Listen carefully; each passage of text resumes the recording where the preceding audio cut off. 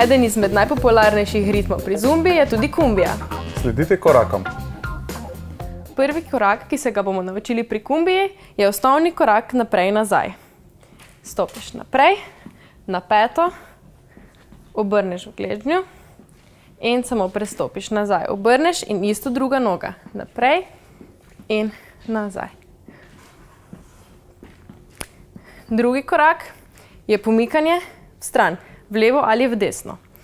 Odpreš roke in noge samo korakajo ena za drugo. In zamenjaš drugo stran. Ena noga koraka naprej, druga jo spremlja zraven in ustaviš. Zadnji korak, samo tep naprej, dotik stran in zamenjaš. Dotik naprej, dotik stran in zamenjaš. In to so naši trije osnovni koraki za danes.